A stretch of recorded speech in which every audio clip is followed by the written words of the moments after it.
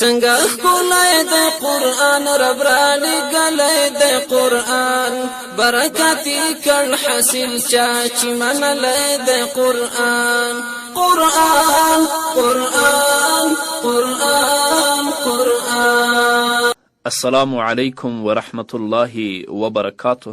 عرفان زاخیل سلامونه را لیږلي او د سلام نه وروسته لیکلي چې زه یوه پوښتنه لرم. پوښتنه مې دا ده چې زه او زما یو ملګری هوټل ته تللي وو. هلته د مازدیګر د لمانځه وخت شو. زما د ملګري اودس نه و، نو وی ویل چې زه به د مازدیګر او ماښام لمونځ یو ځای وکړم.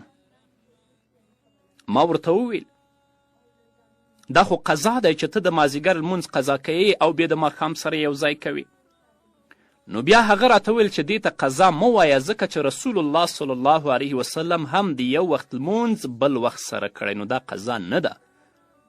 هیله ده چې د احادیثو په رڼا کې جواب راکړې، ځکه ملګری مې وایي چې یوازې قرآن او حدیث منم.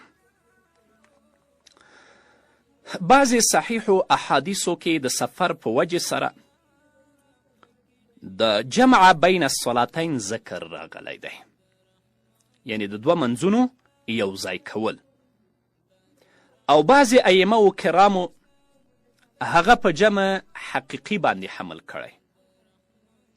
نو د دوی په نزد د سفر د وجې نه د ماسپښین او مازدیګر لمنځونه د مازدیګر په وخت کې یو ځای کول او د ماښام او ماسخوتن منځونه د ماسخوتن په وخت کې یو ځای کول، دا د هغو احادیثو مصداق او مطلب دی چې هلته ذکر د جمع بین الصلاتین راغلی دی. اما د امام ابو حنیفه رحمه الله په نزد او د ځینې نورو محققینو په نزد په هغو احادیثو کې چې ذکر د جمع بین الصلاتین راغلی، دوی هغه جمع حمل کړې ده په جمع سوری او په جمع عملی باندې. مثلا د سفر د وجې نه د ماسپښین مونځ په خپل آخري وخت کې او د مازدیګر مونځ په خپل اول وخت کې ادا کړی شي. نو په دې صورت کې به هر مونځ په خپل وخت کې ادا شي، لیکن د صورت او عمل په لحاظ سره دواړه منځونه یو ځای ادا شول. همدارنګه چې د ماښام مونځ په آخري وخت کې او د ماسخوتن مونځ په اول وخت کې وشي، دې ته جمع سوری یا جمع عملی ویلی شو. د غزوه تبوک په لوی سفر کې هم په همدې صورت باندې عمل شوی و، ځکه هغه ډیر لوی سفر و، موسم سخت ګرم و، پاکی او د اودس لپاره د اوبو کمی و. د اسلامي فوج تعداد تقریبا 10,000 و. د دومره لوی فوج په داسې حالاتو کې بار بار کوزیدل او سوریدل دا ډیر مشکل و، ځکه د جمع سوری په شکل کې آسانتیا وکړه. نو زمونږ حنفي علما چې هغه احادیث چې په هغو کې ذکر د جمع بین الصلاتین راغلی دا حمل کوي په جمع سوری او جمع عملی باندې، دوی لپاره د ترجیح ډیرې وجوهې شته دی. اوله وجه د ترجیح دا ځکه چې د مانځه د وختونو تعیین قطعي دی او فرض دی چې د قرآن کریم د ډیرو آیتونو او په 10 متواترو احادیثو باندې ثابت دی، او د ټول امت په دې باندې اجماع ده چې د جمع بین الصلاتین احادیث ټول خبر واحد دی. د قرآن د آیتونو او د متواترو احادیثو مقابله کې په خبر واحد کې تأویل ضروری او واجب وي.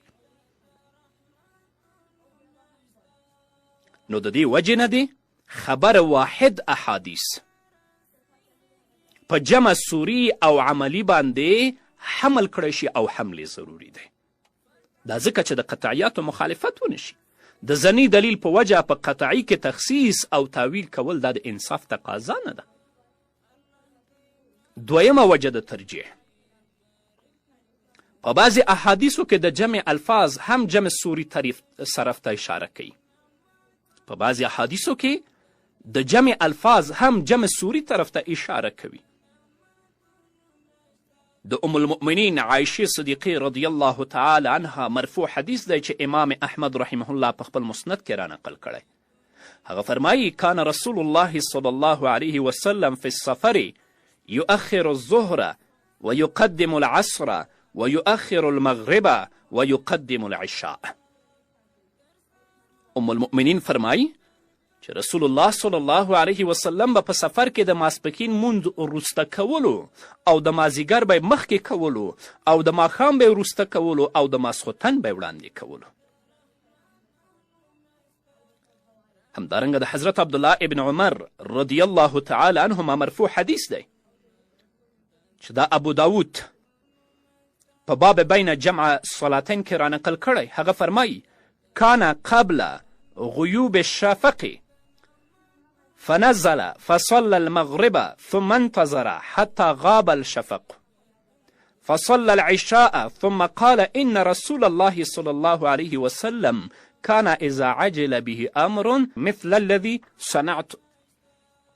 ابن عمر فرمای عبدالله ابن عمر په یو سفر کې د غروب شفق نه مخکې د سورلي نه کوز شه، د ماښام مونځ یې وکړه، بیا یې لږ انتظار وکړه، د شفق د ډوبېدو نه پس د ماسخوتن مونځ وکړه او بیا یې وفرمایه چې رسول الله صلی الله علیه وسلم به چې کله په سفر کې تلوار کولو نو هغوی به هم همدارنګه کولو څنګه چې ما وکړه. همدارنګه د حضرت معاذ ابن جبل رضی الله تعالی عنه مرفوع حدیث دی. هغه فرمایي خرجنا مع رسول الله صلی الله علیه وسلم في غزوة تبوک فجعل يجمع بين الظهر والعصر يصلي الظهر في آخر وقتها ويصلي العصر في أول وقتها. حضرت معاذ ابن جبل فرمایي چې موږ د رسول الله صلی الله علیه وسلم سره د غزوه تبوک په سفر کې وتلي وو. نو نبی کریم صلی الله علیه وسلم او ټول صحابو د ماسپښین او مازیګر دارنګه جمع کول چې د ماسپښین به آخر وخت کې او د مازیګر مونځ به په اول وخت کې کولو. نو د ابن عمر مخکینی حدیث د جمع سوری دپاره واضح دلیل دی. همدارنګه د معاذ ابن جبل رضی الله تعالی عنه دا مرفوع حدیث هم په جمع سوری او عملی باندې ښکاره دلیل دی. درېیمه وجه د ترجیح د احادیثو په ټولو کتابونو کې د نبی کریم صلی الله علیه وسلم نه صرف همدغه د دوو منځونو کې د جمع کولو ثبوت میلاویږي چې د هغې سرحدات یو بل سره میلاویږي او په منځ کې مکروه وخت هم نشته. نو د دې وجې نه په جمع سوري او عملی باندې عمل کیدی شي او هغه صرف د ماسپښین او مازیګر او ماښام او ماسخوتن منځونه دي. باقي چې د کومو منځونو وختونو یو بل سره یو ځای نه دي لکه د سحر او د ماسپښین یا خو وختونه متصل دي لیکن په منځ کې مکروه وخت دی لکه د مازیګر او ماښام یا ماسخوتن او سحر. نو په دې درې واړو صورتونو کې جمع سوري ممکن نه ده. د دې درې واړو صورتونو کې د جمع بین الصلاتین عمل د نبی کریم صلی الله علیه وسلم نه هم ثابت نه دی او په اجماع د امت سره هم جایز نه دی، حالانکه جمع حقیقي په دې ټولو صورتونو کې ممکن ده. ښه سر خلاص کې په دې مسله باندې که چیرې جمع حقیقي جایز وي نو په دې ټولو صورتونو کې به د جمع عمل د احادیثو نه ثابت و، هم د مازیګر او ماښام کې، هم د سهار او ماسپښین کې، هم د ماسخوتن او د سهار کې، او هغه به د ټولو په اتفاق سره هم جایز و، لیکن داسې نه ده. نو د دې تفصیل نه دا حقیقت موږ ته څرګندیږي چې د جمع بین الصلاتین محمل او مصداق صرف او صرف جمع سوری او عملی دی. که تاسو کولی شئ چې زیات تفصیل لاسته راوړئ عمدة القاري شرح د بخاري اوم جلد 148 صفحه او نورې صفحې. همدارنګه فتح ملهم دویم جلد 221 صفحه، معارف السنن څلورم جلد 481 صفحه او اوجس المسالک شرح د موطا د امام مالک دویم جلد 58 صفحه وګورئ. انشاء الله هر څه به د مر په شان تاسې ته روښانه شي. د رحمتونو مشته د نعمتونو مشته د رحمتونو مشته د نعمتونو مشته مؤمن ورور د عبادتونو مشته د رحمتونو مشته د ورځ شپې د انوارو د رحمتونو مشته باید شي تیرې په اذکارو د رحمتونو مشته باید شي تیرې په